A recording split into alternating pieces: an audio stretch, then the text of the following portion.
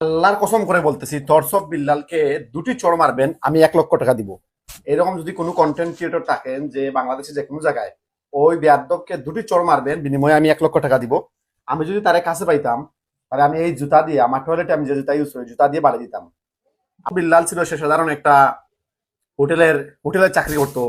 সেখান থেকে ফেসবুক, একসময় ফেসবুকই প্রমোট করে দিয়ে দিয়েছে, ফেসবুক থেকে 43 লক্ষ টাকা সামহাও ইনকাম করে ফেলছে। তখন সে যখন 8 থেকে 10 হাজার টাকা বেতন পেত, আর সাডেনলি সে 43 লক্ষ টাকা যখন তার সামনে দেখছে, তার ব্যাংকে দেখছে, তার মাথায় কাজ করতেছে না। আমার মনে হয় সে পাগল হয়ে গেছে।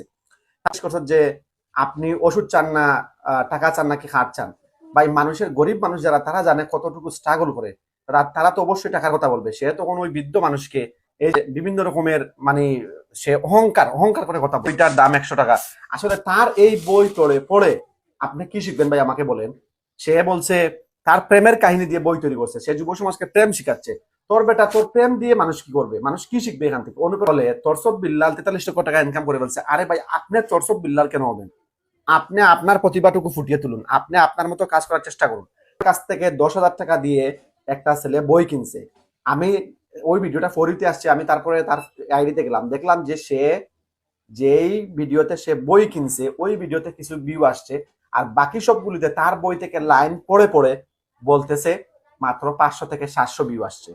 মানে আপনারা বাংলাদেশের যারা প্রবাসী আছে, স্পেশালি লন্ডন, আমেরিকা, ইউরোপে, তাদের সিম্পেথিকে কাজে লাগিয়ে সে যে বলে আমি বাড়ি করে দিছি, আমি এই করে দিছি, সেই করে দিছি। তুই কি তোর বাবার টাকা দিয়ে করে দিছিস নাকি?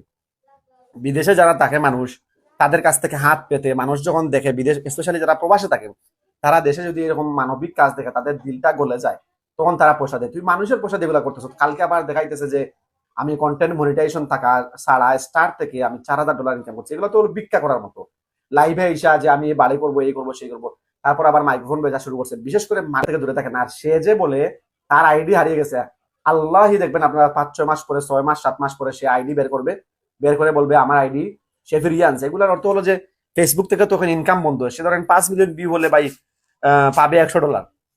সে এখন বাংলাদেশের যে যুব সমাজরে পাগল করে ফেলছে। তো রিস্কাওয়ালা মামা থেকে নিয়ে শুরু করে সবাই কন্টেন্ট ক্রিয়েটর, যে তরসব বিল্লাল 43 লক্ষ টাকা ইনকাম করছে, আমি পারবো না কেন? এগুলা বইলা মানুষের মগজ দুলাই দিয়ে সে এখন লিস্ট বাংলাদেশে তার প্ল্যান হচ্ছে যে এভরিডে 1,000 বই বিক্রি করবে। 100 বই যদিও সে বিক্রি করে, দেখেন তার কত টাকা হয়ে যায়।